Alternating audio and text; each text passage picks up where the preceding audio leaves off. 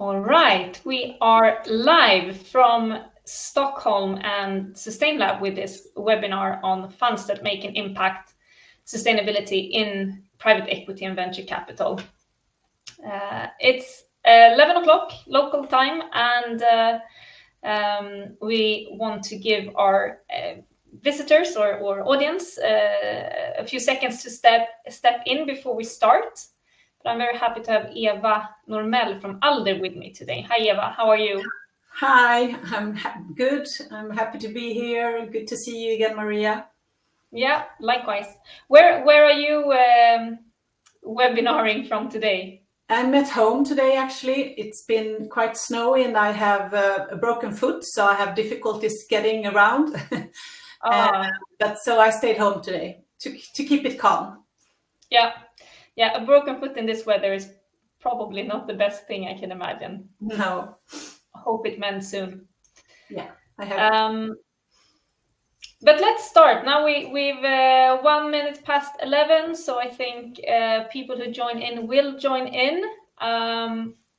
But today, as said, we have this webinar on funds that make an impact, sustainability in private equity and venture capital. And I'm super excited to have you with me, Eva. It's going to be a very interesting discussion, I am sure, based on our preparations. Yeah. But first of all, my name is Maria Svantemark. I'm the CEO and co-founder of SustainLab. SustainLab is a full sustainability solution provider featuring an automated and easy-to-use SaaS sustainability management platform. That's lots of long words here. But what we want to do is to help you spend less time on data handling so that you can have more time on impact creation. And the software empowers decision makers like yourselves with timely, accurate, and better decision-making material based on data that actually matters. And we'll also provide consultancy services in-house and together with our partners. But that's enough about us today. We are, as said, joined by a very special guest, Eva Normell, who is Sustainability Manager at Alder. And before we go into in-depth discussions or introductions, just some practicalities for those of you listening in. There is a chat box or chat tab down in the bottom right corner. Feel free to leave any thoughts, interact with each other, interact with us during the whole webinar. And it'd be great if you could just start writing in that one where you're calling in from today, so we know that you find it. And if you at any time have questions, next to the chat box, there's a question mark and it says question underneath it. So just pop your question there and we will pick it up either during the conversation or in the end where we have a bit of a Q&A. And last but not least, there will be polls showing up for you to answer during the webinar as well. But I think that should be enough for the practicalities. So let's start with you, Eva. A warm welcome to this webinar. And please tell us a bit about who you are and the work you do at Alder.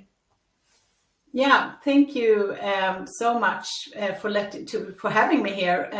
So I am the Sustainability Manager at Alder, as you said, and Alder is a private equity company. And we are only investing in nature positive companies. So we work actively with these companies to try to create value, both from an environmental perspective, but also, of course, of a financial value. What we do, we don't invest in startups, but we kind of pick up when the companies have products and services that have been proven to work, both from a financial perspective, but also from an environmental perspective. And then we come in and we support them to make a more robust company, and we support them to scale the companies. Mainly Nordic level companies, I would say, and usually we keep them around 5 to 7 years or something like that. And myself, I'm an engineer in the background, and that kind of in my work, I use that because I love a systematic way of working. And for me, to be able to change things need to be repeatable. And you need to be able to use the way of working in repeatable times. Yeah. And I really believe in people. I think that if you're going to make something happen, you have to do it through the people. My belief is that everyone wants to do good, and that's kind of, I know, naive, but that's my starting point.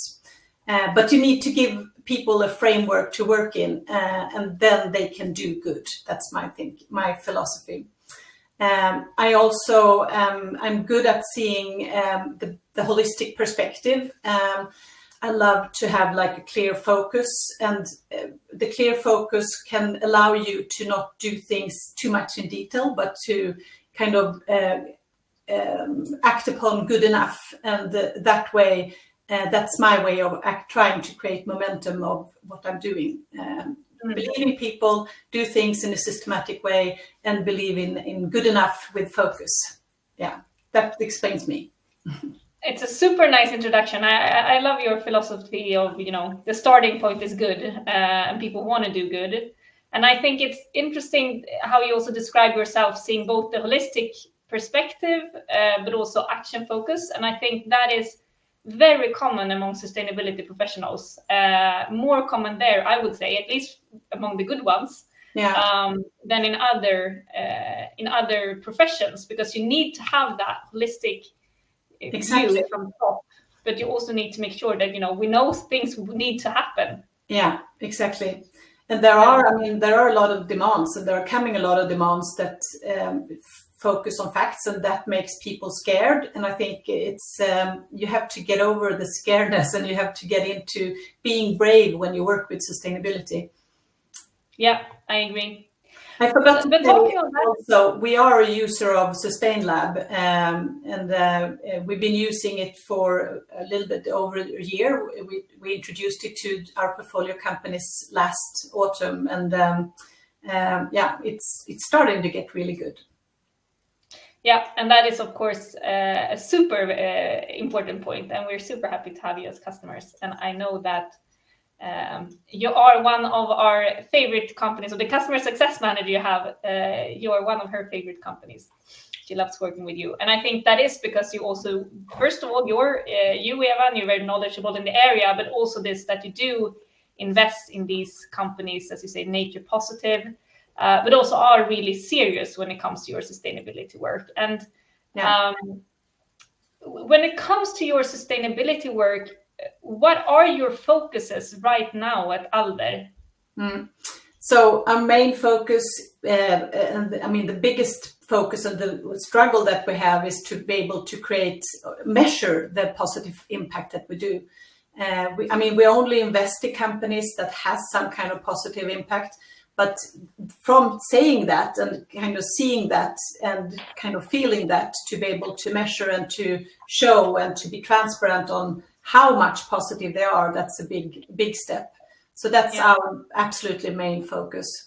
And during this year, we have been fundraising for our third fund.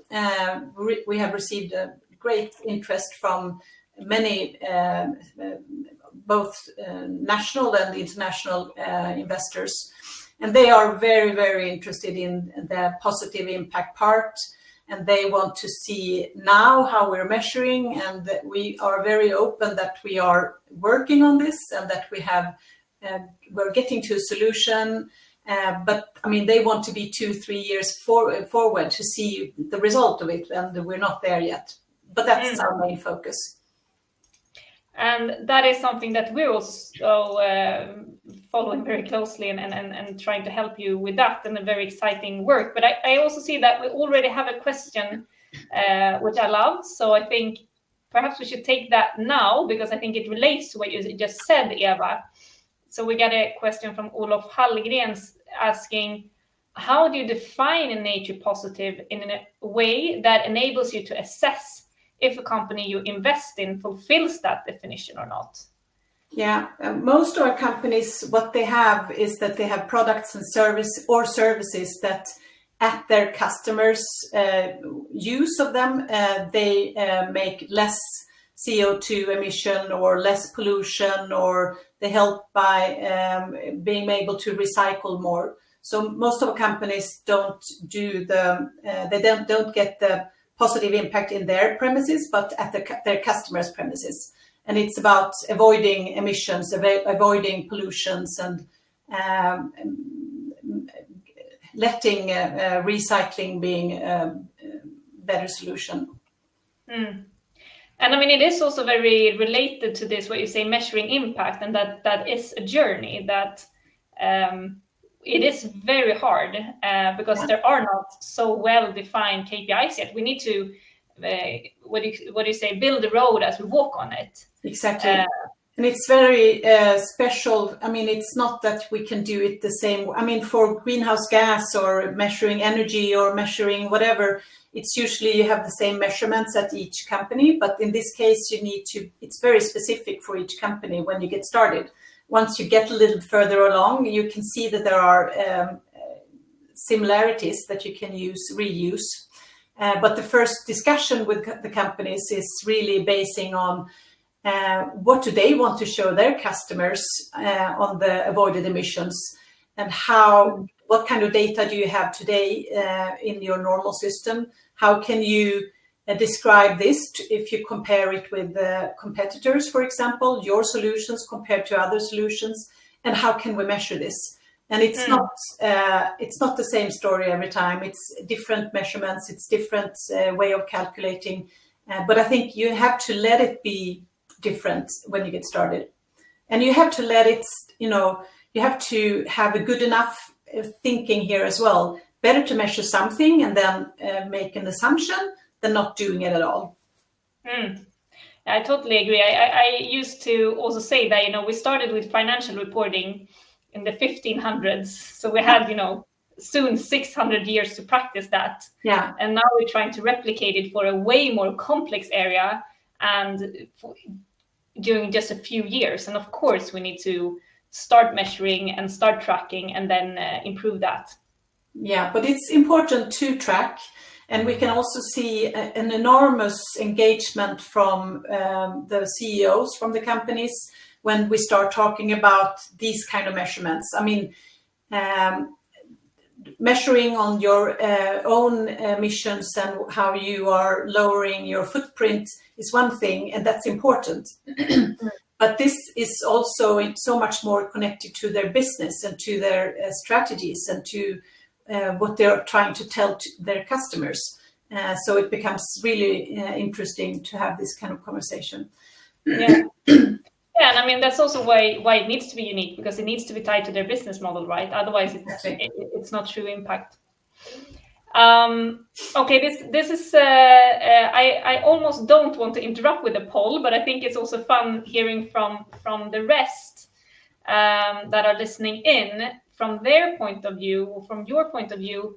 What is the hardest when it comes to working with sustainability in private equity and VC? So there's a poll coming up in the bottom right corner, and you can answer that, and we will see the results once they're in. And while people are answering this, what's the hardest when it comes?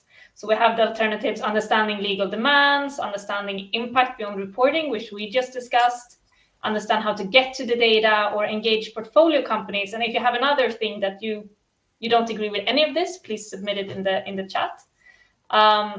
What would you say, Eva? What's the hardest? What would you answer on this poll?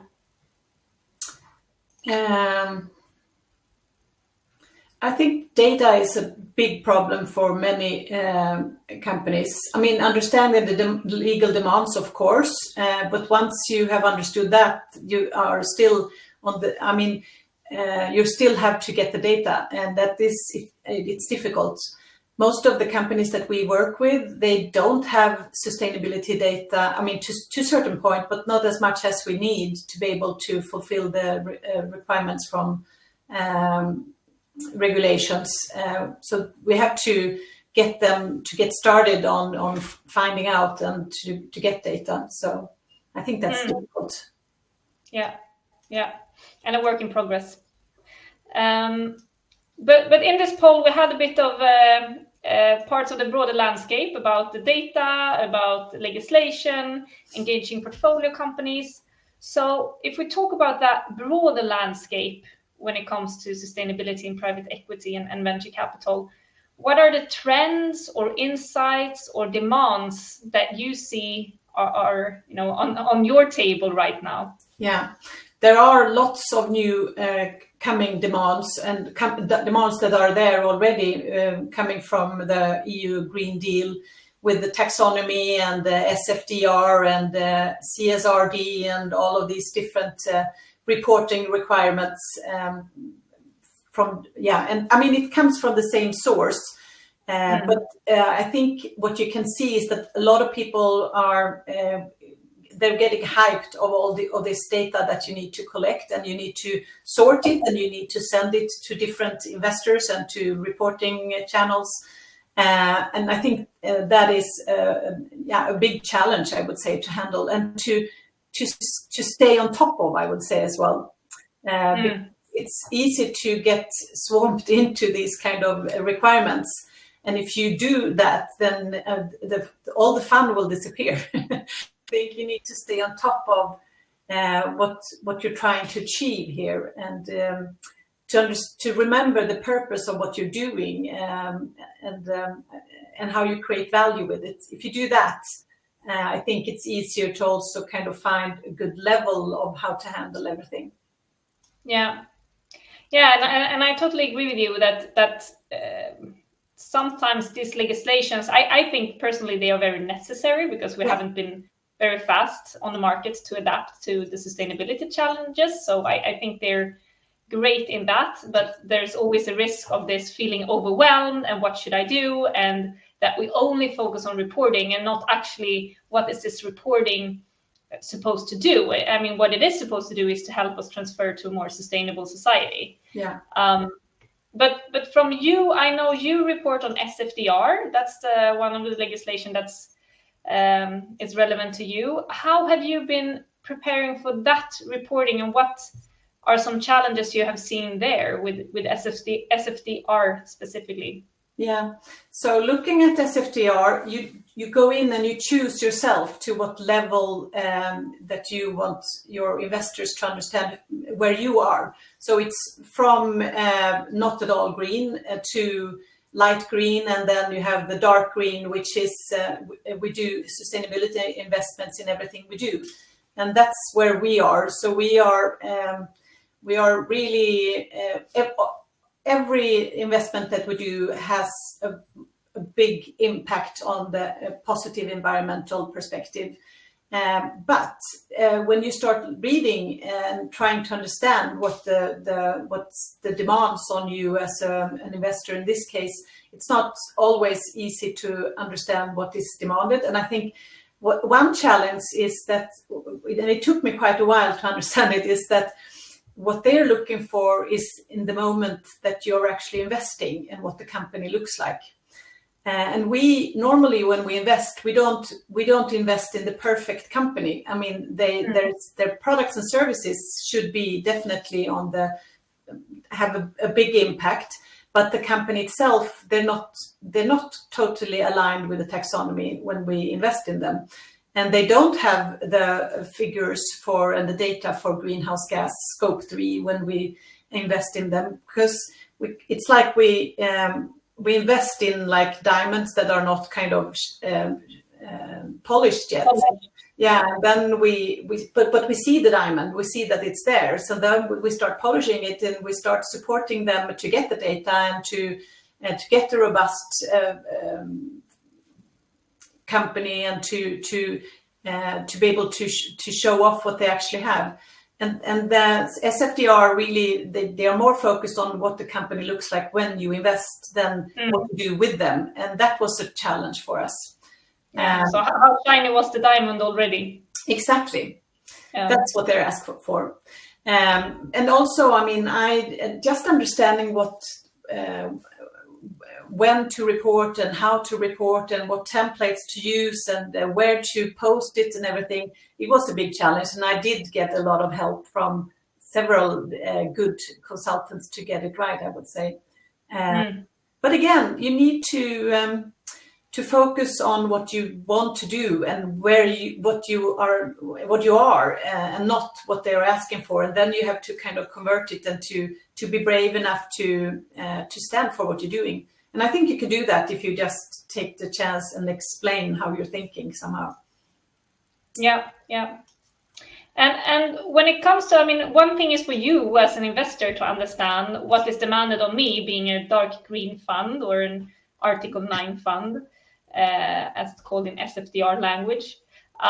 But it affects your portfolio companies, of course, because as we say, or we said several times, they need to provide the data, but they might not have it available, and they have 1 million things on their table, and this is one more thing.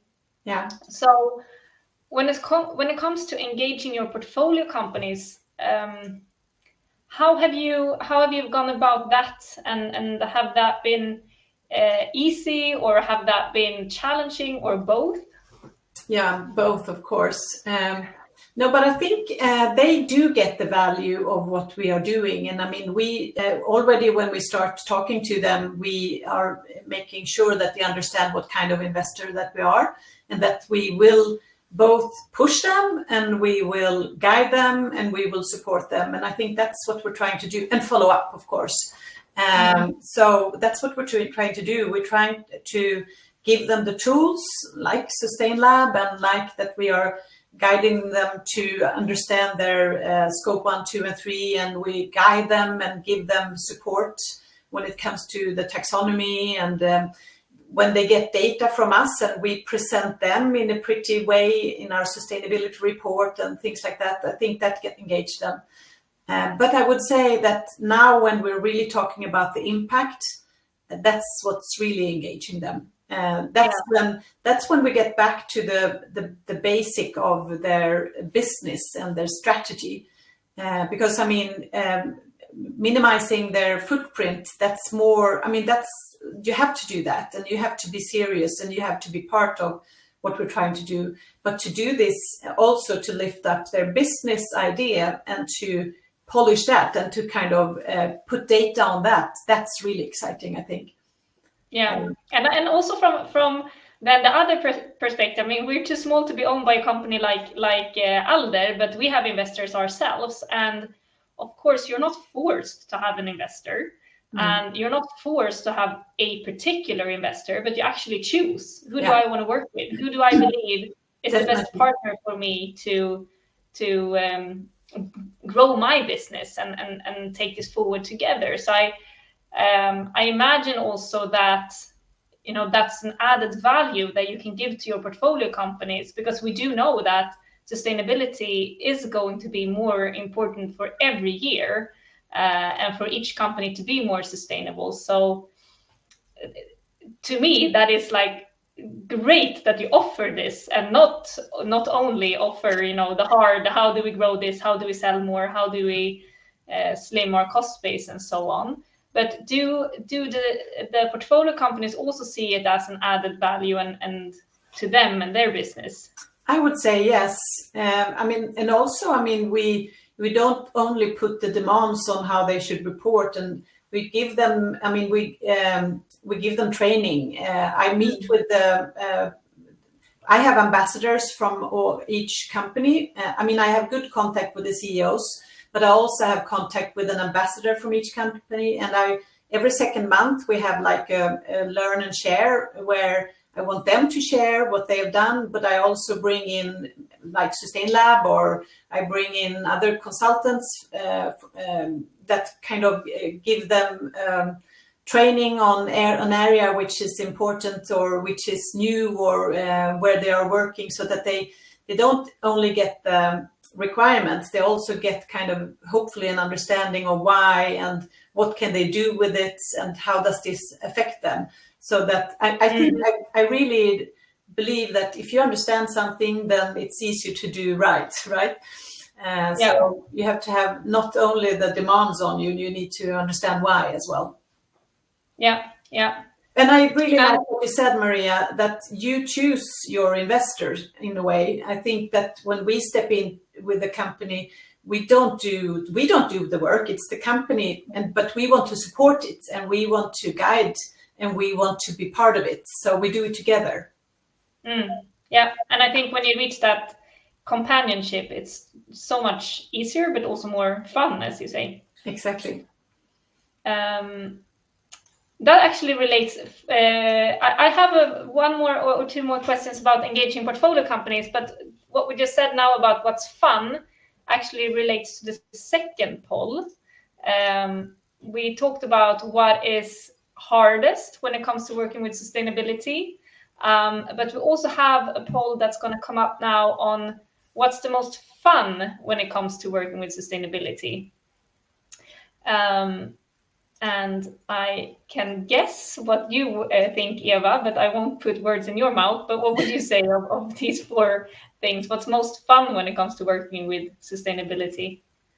Well, I have two of them. I mean, the impact. The impact part and the engaging with the portfolio companies. I mean, I love to see how they are growing. I love to see. I mean, I love to see people growing when they learn, and I love to see how they can use what we give them and how they are developing, and how that is actually creating a business opportunity for the companies. I think that's so much fun.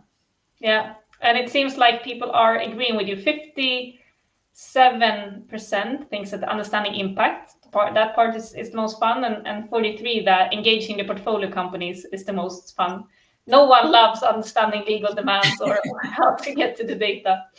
That sound. Yeah, I think so too. But that's also, I think that's, to create this impact, we also need the support system. And I think that's one part where we have seen the right person in the right place really matter. So I know, for example, that your customer success manager, Alejandra, she really loves data. We can get assignments from our customers where I feel like, oof, this would be a headache. And I also know that customers think it's a headache, but she really loves it because she thinks the data part is the fun part. The more data, the more complex data sheets we send her, she goes, oh yeah. Yeah, exactly. She does turn them into gold, I would say. Yeah, and I think that's really, the support we can give and want to give, because we should have the right people driving the right questions. So let's have the data lovers work with that. But I had one more question on how to engage portfolio companies. How do you see that the work you're doing with both reporting and impact, so the kind of full sustainability package you work with your portfolio companies, how does that relates to increasing the value of the portfolio companies, if we talk about the value in pure financial terms? Yeah, well, I mean, the value definitely increases the companies become more of a whole, I would say. I mean, today you measure things in financial data, but I mean, tomorrow the sustainability data will be part of what you have to show as well. So to understand the data at all, I think that creates value. But I mean, just understanding the data around the full value chain, for example, in greenhouse gas scope 3, that creates value for the company to really step out of just looking at themselves, to understand a bigger perspective of where you could create value and how you can change things. So that is creating value, and also to see how you can change things in a positive way, and to split the thinking behind the footprint within your own organization, and how you can impact your handprint with your products and services, and to understand what is different between those two, and how you can push for both of them to be able to become a real sustainable company, I think is interesting. I think it was more difficult the first year. I mean, when we started working with SustainLab, they all thought, not all, I would say, but some of the, I mean, we've been reporting on sustainability data since 2018. So for those companies that has been with us since then, they have been reporting some kind of sustainability data. And they get into the usual habit on how they do that. So when we switched into a system, it was harder, not harder, but different, I would say. Yeah, it's a new process. It's a new, just changing habits is difficult. So they thought it was, some of them thought that it was more difficult. But then I think now when we can reuse the data into different perspectives, and we have the data there, when we can reuse it this year, I think they see the value of the system and the database that they have, that you can kind of, compile into different KPIs and to different measurements. I think it's really useful. Yeah. But I think that they see the real use of the data management when they see the trends and when they see the data coming back to them and how they can reuse it. And I think that's so important, that the data needs to come back to the people who can actually make the change and actually make the difference. And now when we are, I mean, I think also when we're starting to work with the impact data, I mean, we had first the discussion with the companies about the impact, and then we made mock-up data boards, or what do you call them? Dashboards. Yeah. What could we show them? And then, they suddenly understood that this is possible. So then the discussion moves so much forward faster than without it, I would say. So it's a good way of interacting with this discussion, and then see what could it look like and how can we actually get this data. And then when you start getting it and you start to get trends on it, that's when it becomes really interesting. Yeah, I agree. And now you kind of highlight, go on. Just one more thing. The companies that weren't that interested in their footprint, once we have started to work with the handprint, then they become more interested also of the footprint, I would say, which is interesting. That's interesting. That's the full picture. That's very interesting. And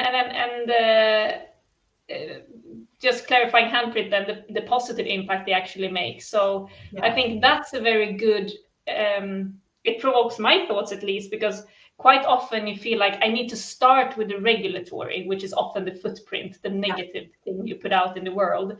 I need to start with that before I can, start looking at what good we create. But perhaps we should do it the other way around. If we start with the positive, we get more interested in the negative as well. I think so. And I think, how do you get people involved and how do you get people engaged? And I think one way of thinking of it is, so what should we tell our customers? What do we want to tell our customers? We want to tell them about our products and services.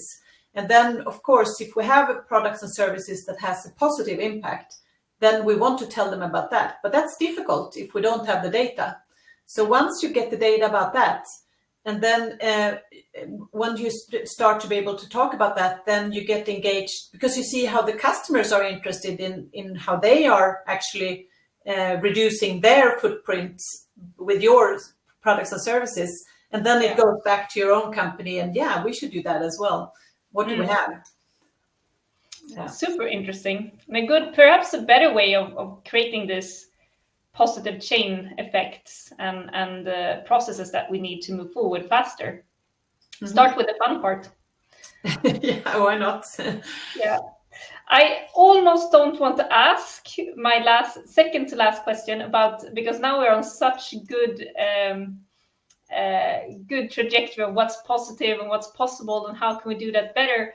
But if we flip that, have you seen any pitfalls or challenges that you could kind of don't go this way and it will be faster that you've seen from your work?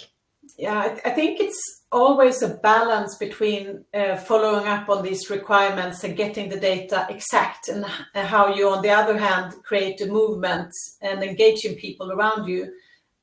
So that's something that you really need to balance. And for me, when I start working with a new company and they don't have the bandwidth to get all the data, then I mean start to see what they can get, and there to start small and to embrace that, to be able to, you don't have to be perfect at once. Once you start on a journey, and if you are someone supervising or looking or managing or kind of supporting that, I think it's important to let people start where they are and don't try to make them perfect the first round, basically. Yeah, I think that's super important, to allow that space for testing. And the faster we can test and the faster we can iterate, the faster we get to a state that is really, really working for us. So I agree with that. There to start small. All right, so we are going to move into a Q&A. So for any of you who have questions for Eva or about Alder or about what we discussed, please post that in the chat or the questions tab. But before that, Eva, from this discussion, it went very fast, this half hour. What's your one advice or your key takeaway that you would want to highlight? Well, coming back to what we've been talking about, I think it's the start working, dare to start working, be brave, and don't wait for the perfect data, just get started. Yeah, I think that's very good. It's also something we really encourage our customers, like, what do you have? What can we start from? Exactly. And then once we have that, where is it most important that we improve the data? Because not all data is equally important. And it's quite easy to feel that overwhelmed that everything needs to be perfect. But I would say my main takeaway, which was a completely new thought for me, was this, what you said about the portfolio companies that have been working with their handprint or their positive impact gets more interested in their footprint. I think that's a very interesting thought. And probably somehow related to how we work as humans. You get positive feedback, and you want to get closer to that subject, and you want to understand more and learn more. So that was new to me, but I will for sure bring it forward with me. Very interesting. All right, great. Let's then look into some questions. Keep them coming if you have them. We have time for a few. And I can take a first one here. So back to a bit where we started the discussion, or not, or at least the beginning of the discussion, we talked about SFDR, which is one of the frameworks. But there are more, and we also talked about the scope 1, 2, and 3, so that's greenhouse gas protocol. And there's a question related to that. Do you have any tips for framework alignment and how to manage data collection for SFDR, greenhouse gas protocol, and more frameworks? How can I do that in the best way? I don't know, SustainLab? No, but a lot of the questions from, greenhouse gas protocol, it's part of SFDR, for example, and it's part of what you need to report in CSDR, and it's part of greenhouse gas protocol is very essential, I think. And also the taxonomy is essential. It comes back to several of the different frameworks. So those two, I think greenhouse gas protocol and the understanding the EU taxonomy is two quite basic frameworks which are important to the other more reporting frameworks.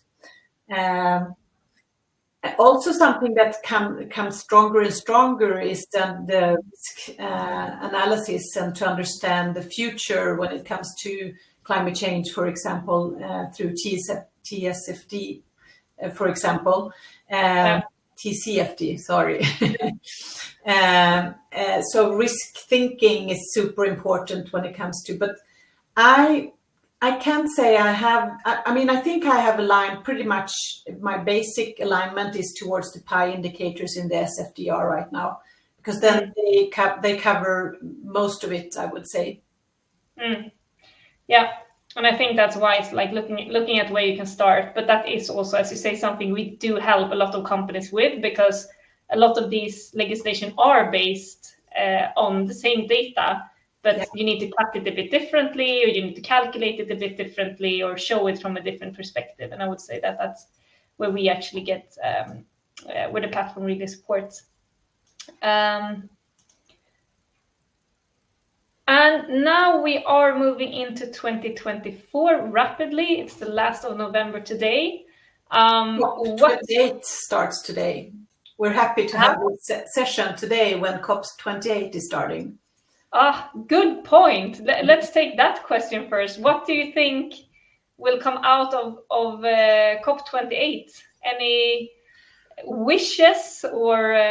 I have one wish, and that is that we will start to work on more common ways of putting price on nature. I mean, we've started with we are starting hopefully now with the CO2 emissions, but in a broader sense. I don't think we will get there, but I think that maybe we can get it rolling, hopefully. Yeah. And as you say, nature is more than carbon. Exactly. So how can we expand those frameworks into more areas? And I would say that's a full topic on itself, biodiversity and nature, and how should we do that. But we do also see lots of positive trends now with ecocide legislation and so on.